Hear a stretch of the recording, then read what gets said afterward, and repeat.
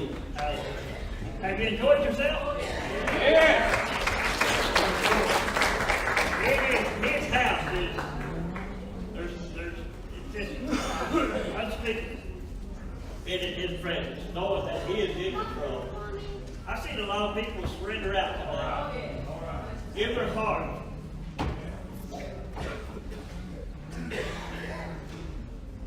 I've seen as they come in this morning, I've seen a lot of babies back there. I said that's a lot of new life. That's what Christ does, he gives new life. He said, I come to give life and give life more abundantly. And I see a lot of young Christians, and that's the same thing. It's a new life. Because when you get saved and you start over, it's a new life. What you dealt with in the past is no longer what you deal with now. Because God is a now God, and He does everything right now. So what you done, have in your life, it's God. If you had a heart surrender and allow God to be in control, you've got a new life. You've got a new birth. You might see all those babies cause a new birth, but there's a lot of new births in here.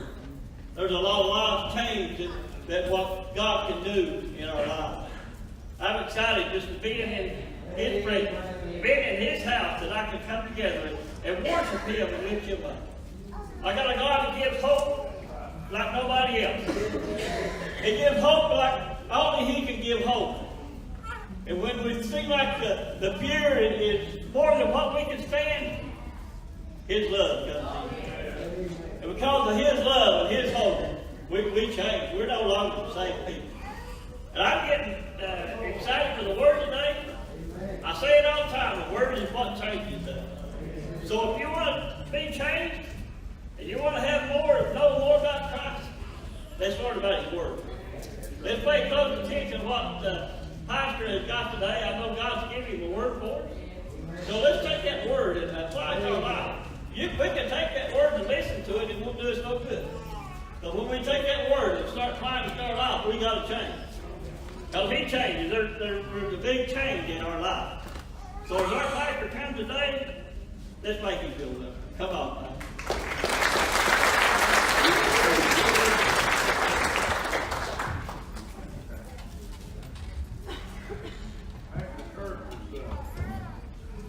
Talk about new life.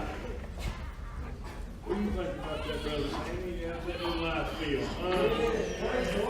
Got a brand new brother in the We're going to have some new sisters in the room, too. God's still in the saving business. Aren't you glad for that? If you hear and you got saved this morning, that's a good start. But the message this morning is finishing well. Finishing well. It's pretty easy to start something. I like to use this from time to time, so I need just a little bit of help right now. How many of you have ever started and died?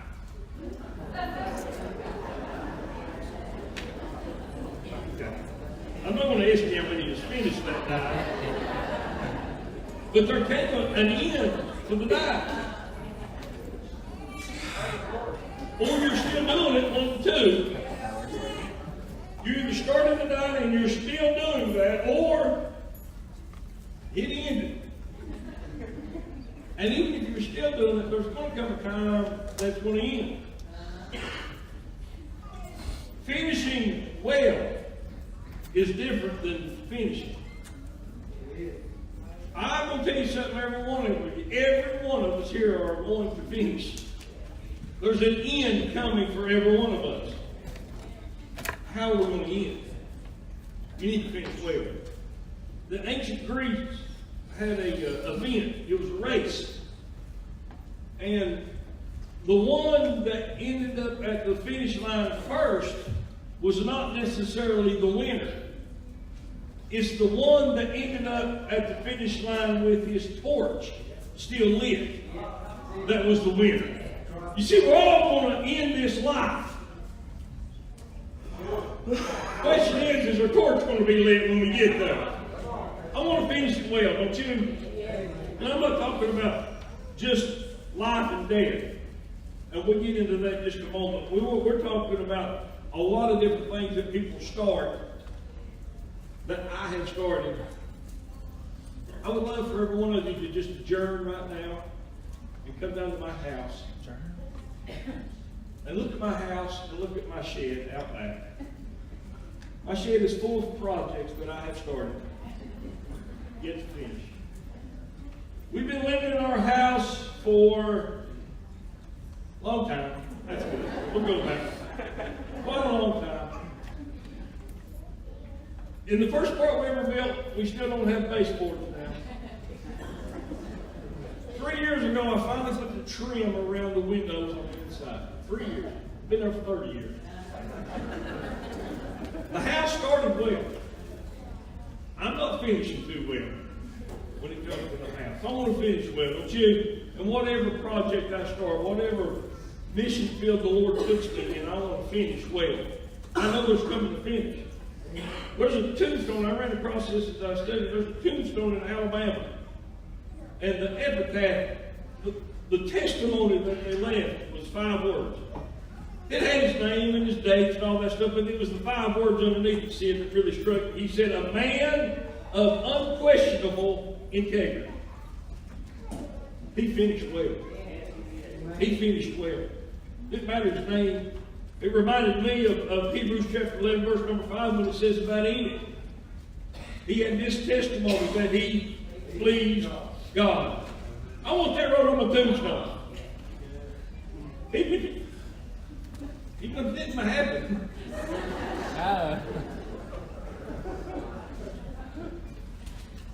Okay. Would you love to have that on yours? I mean, I love everything. Resting in peace, home with the Lord, all those things, but he or she had this testimony at the end of our lives. They pleased God. Nothing greater could be etched in our tombstones. Finish well. Finish well. Please God. Please God. That's finishing well. Billy Sunday, most of you probably heard that name before. He was a professional baseball player that got under conviction and gave his life to the Lord, and he just put away his whole baseball career and became one of the most famous evangelists of the early 1900s. Wonderful speaker. Thousands would gather. At the end of his life, when it came time to put something on the tombstone, he requested they would put 1 Timothy chapter 4, verse number 7. It just so happens that's where our message is going to come from this morning. Apostle Paul speaking to Timothy in chapter 4, verse number 6, he starts out, for I am ready to be offered, and the time of my departure is at hand. And this is what Billy Sunday had on his tombstone, and I just think it's a wonderful scripture. I have fought a good fight. I have finished my course, and I have kept the faith. Can we say that? Well, you're alive, so I have finished my course. I get that. But you started something in your spiritual life. You started something in your Christian life. You started something as you matured and you got into the church. Did you finish well? Are you still working in that? Are you still in your course? Are you still doing what God wants you? And are you doing it well? Are you pleasing unto God? Are you doing it by faith? You see, a lot of times we get into this habit because we've done something for so long, Brother Ralph, we just know how to do it and we just get complacent in it and we just go through the motions and we do very little by faith. We're programmed. We already know what to do. When I ran a roof over in the coal mines, I never even really thought about what I was doing. I had done it for so long, it just came natural. I didn't even think about it. Sometimes my church life gets that way. Sometimes my Christianity gets that way. I just go through the motions so many times, it just comes second nature, which is a good thing. But I can't lose the passion, the compassion, and the faith that got us to the place that we're in right now. I want to finish well, don't you? I don't want to be like Saul, King Saul, who God selected and anointed to be king of Israel. But I want you to read 1 Samuel 26 and 21, and notice how he ended. Did I give you that one, Megan? 1 Samuel 26 and 21. If I didn't, that's okay.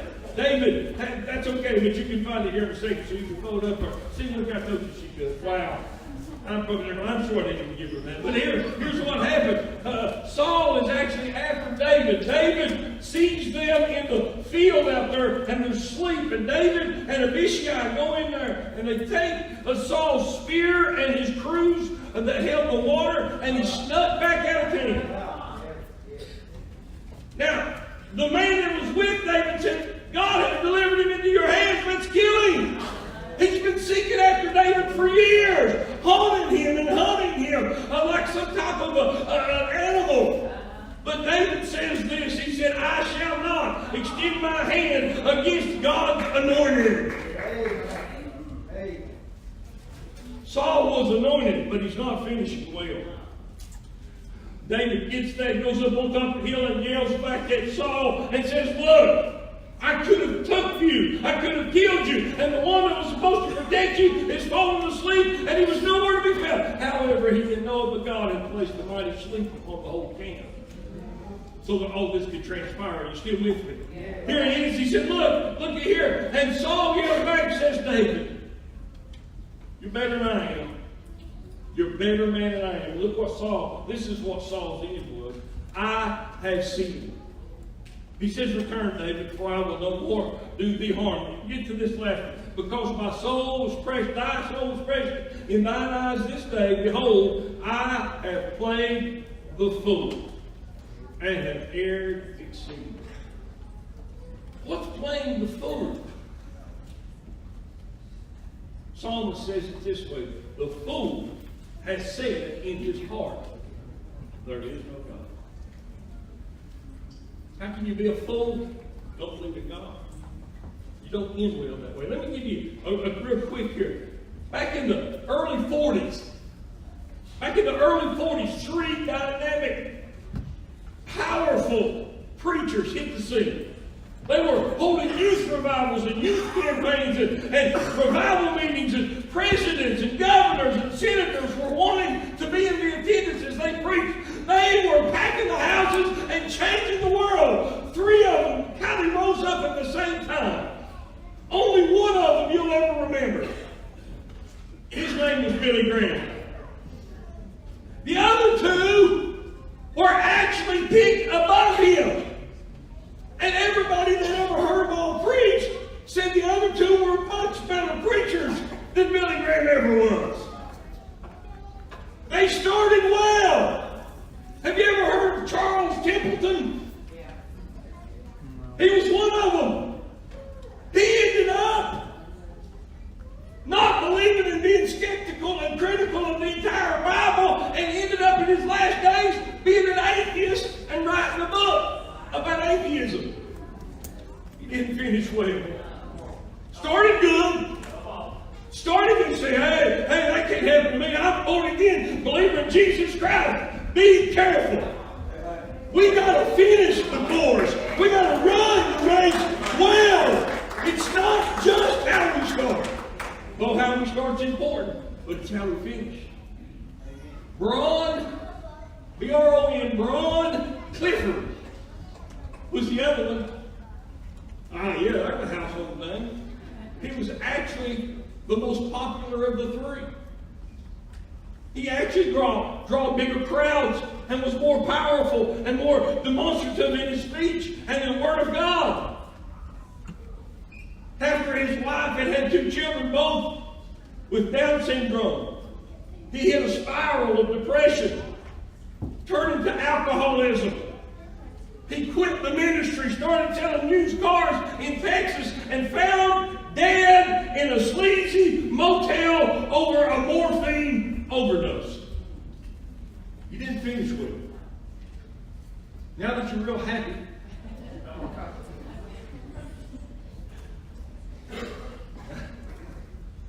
now that you're just real, woo, what the preacher trying to do up there? I want to finish well, church. I want to finish well. I've been on this road. I've been on this Christian path for 30 plus years. thank God for the start. Thank God for the middle. Thank God for where I'm at right now. But I want to finish well. I know I can't rely on what was. There is stuff ahead. I want to finish well. I want to do what He's called me to do, and I want to do it His way, not my way. I don't want to be Elvis Presley or Frank Sinatra. I don't want to do it my way. I want to do it His way. That's how we finish well. Does that make any sense at all? There was a man that went in there, and I'm going to get let's go ahead and go to Timothy chapter 4, verse number 6. And that's where we're going to close up. It's just a few minutes more. Well, hang in there. I assure you it's just a few minutes. There was a man that has studied the entire scriptures and found that there was approximately 100 biographies of men and women in the scriptures. In other words, men and women that were spoken of enough to where you could consider it a biography. Of those 100 men and women, about 2/3 of them finished poorly. Only 1/3 of the biblical characters finished well. Let's don't be deceived. That when we made our confession and the Lord Jesus Christ entered into us, that was it. We got to finish well. Let us not be deceived that just because we made a confession and everything was going good, and you just don't understand it. I can't understand why it ain't turned around for me lately yet. Maybe I'm not finishing well. Maybe I'm taking too much for granted. I don't know what your case is, and I don't even know where you're at right now, but wherever you're at, do it for the glory of God. And work whatever position He puts you in for the glory of God. So with that in mind, let's grab hold of these 2 verses, and that's all there is, 2 verses, and we're going to close out. For I am now ready to be offered.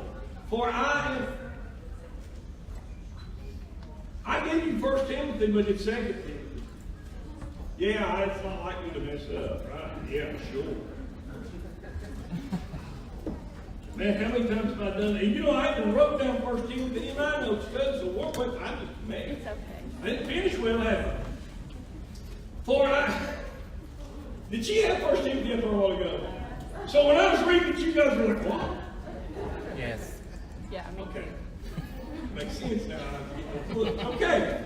Now, this is where, for I am now ready to be offered, and the time of my departure is at hand. I am now ready to be offered. That literally means I am now ready to be a pouring out, an offering. It's called a drink offering in the Old Testament. I am now ready, Paul said, to pour me out with my sacrifice unto God.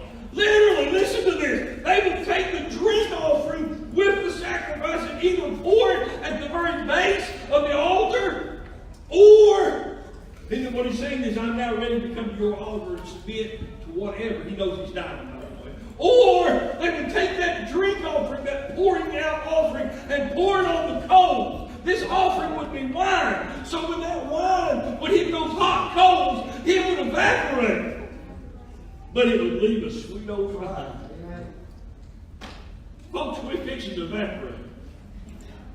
Some of us are closer than others. What kind of odor are we going to leave behind? We've got to finish well. We've got to finish well. You've just entered into the classroom and you're now a Sunday school teacher. God's called you into that position. He's anointed you to help mold young minds, spirits, and bodies. There's going to come a time when those little blessings will get on your very last nerve. And it'll get over and over, and before long you're overwhelmed by your position. Do not, I'm just going to go ahead and tell you, do not run until God says it's time to go.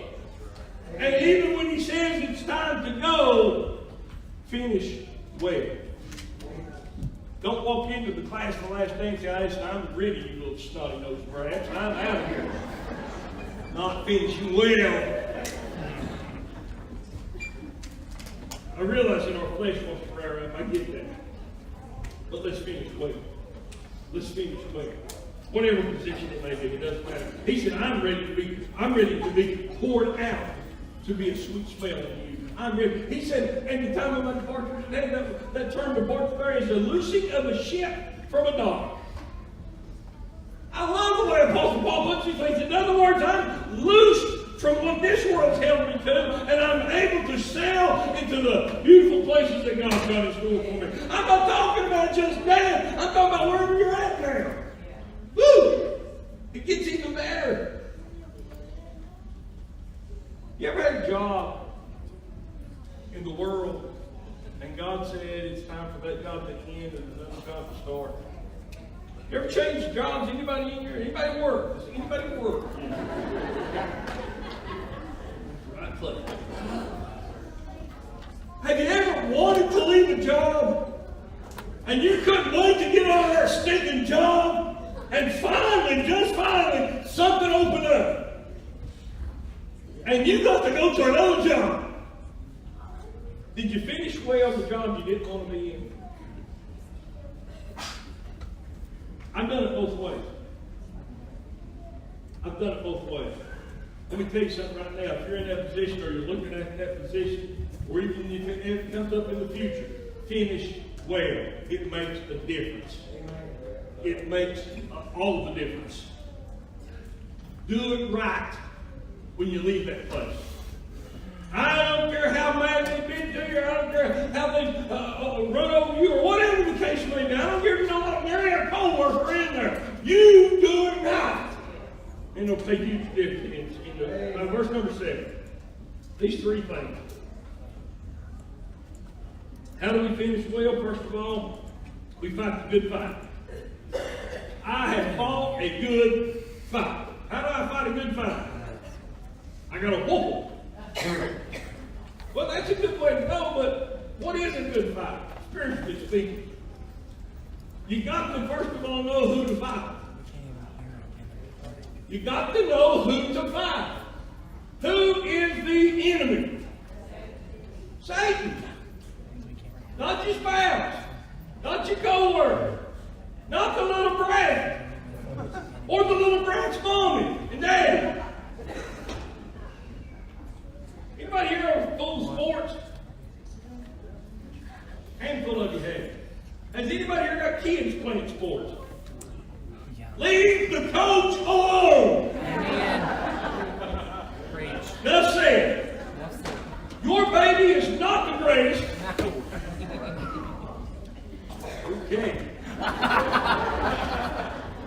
Let me share this with you. We'll take but a second. Heather's just a little thing. She's playing t-ball. They coached me into coaching third base. T-ball. Everybody know what t-ball is?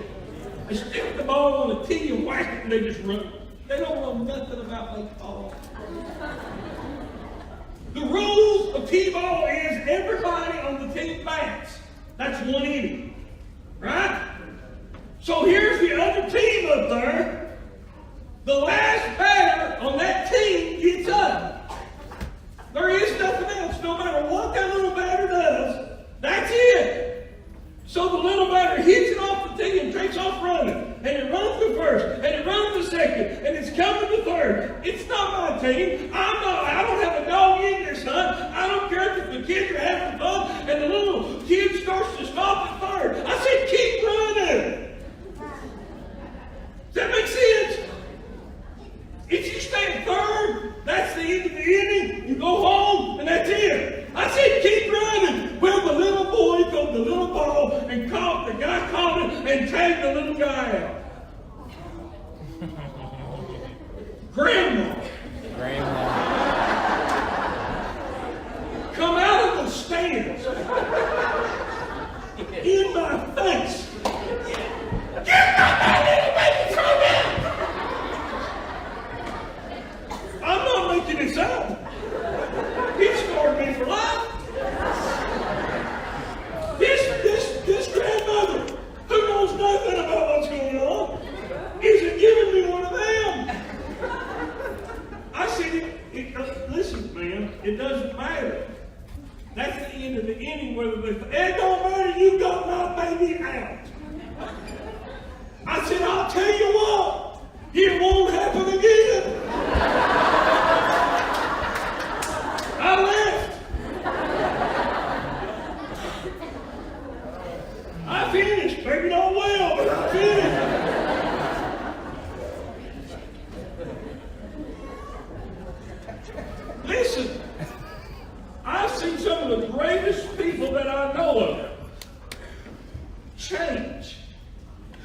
sporting events. Uh-huh. I've had a run up to me playing T-ball and said, "We need you." Wait, they're kids trying to play a sport. Let them go. I'm getting off on You don't like that. I think all sports ought to be no spectators. I just wonder how the kids would enjoy it. I can just see you guys out there in Stephen right now. I'm watching my baby. My baby's the greatest.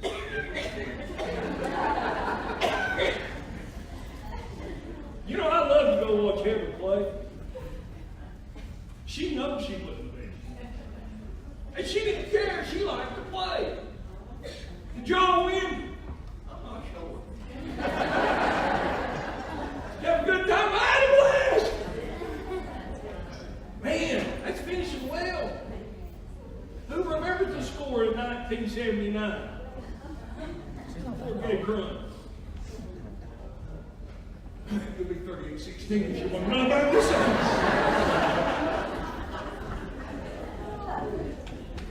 That probably brought some bad memories right there. And let me please you, guys. I have fought a good fight. I know who the enemy is. The enemy is Satan. Second of all, my biggest battles, and if I know this, and I understand this right off the bat, if I realize that my biggest battles are from within, I'll win more battles. If my battle plan is to attack Pastor Kurt and his problems, I'm going to lose. Because mine's going to show up. And they're in there. The battle for most of us, and the enemy is Satan. The battle is within. And when we can understand that it's inside where most of our problems come from, not out there. Unless it's your grandma coming out the blue. Did I give you 1 Corinthians? And did I even give that to you? Well, let's go to that. Look at what Paul says when I'm talking about fighting a good fight. He said, "I therefore so run, not as uncertainty, so fight I, not as one that beateth the air." In other words, he knows who his enemy is. "But I keep under my body and bring it into subjection from within, lest that by any means when I have preached to others, I myself should be a castaway." Charles Temple, Braun Clifford, they preached wonderful gospel to others, but in the end, they became castaways. Didn't finish with them. Let's finish it, amen? Back to verse number 7. He said, "I have fought a good fight. I have finished my course." Ultimately, when he says, "I finished my course," that means that his time of life is now ended. He knew that he was getting ready, Lisa, to go through the chopping block. He knew he's in prison. He could see out there that he was getting ready to be beheaded. He already knew his end. But he said, "I fought a good fight. I knew who the enemy was, and I knew I had to work within me." And he said, "I have finished my course." Paul's course is not our course. Because the word "my" there, it gives us a suggestion that each one of us has a mission. Each one of us has a position. Each one of us has an assignment. Each one of us has a project. Each one of us are in relationships. And all those things may end at some time. You're not always going to be where you're at. And it may not be pleasant when you get to the end of this mission. But run well and finish well. Do it right. Even though it's painful. Don't go back to grandma. I fought a good fight. I finished the time. I'm just going to be personally honest with you right now, sir. I want to finish my course right. I want to end my project, my assignments. I want to end those right. We got VBS coming up. A couple months, whatever it is. That's an assignment. That's going to have a beginning and it's going to have an end. And I love VBS because the beginning is so exciting. And it just keeps getting better. But you can see the participants, the ones that are teaching, the ones that are active in it, the people that are running it, you can see their energy level drop. Because kids never get tired. I don't know why, but they don't. And you can see they're coming in by Thursday. Woo! Let's sing our song.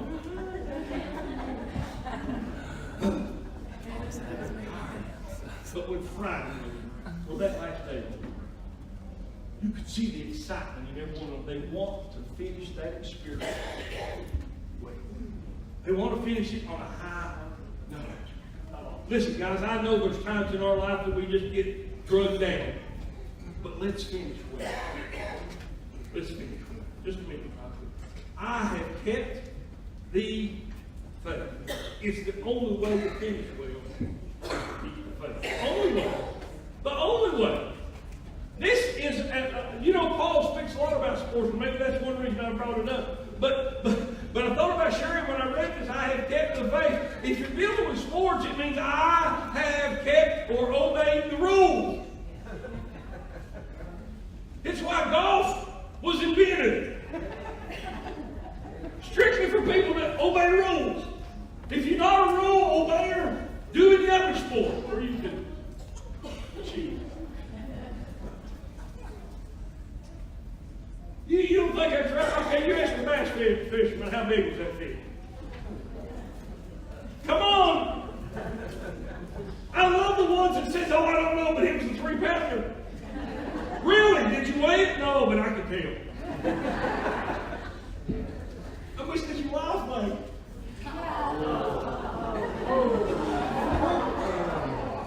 Yeah. Did you really just say how much does your wife weigh?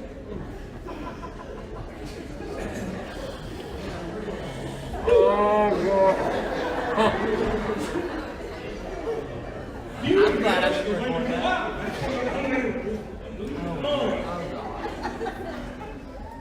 I have kept the faith. Shoo! Should not. Yeah. I have kept the faith. It's the only way we can do it well. If we keep the rules. If you're talking about business, it literally means if this was a business equation, it would literally mean I have honored the conditions of the covenant. I'm walking in faith. Now you're a creep.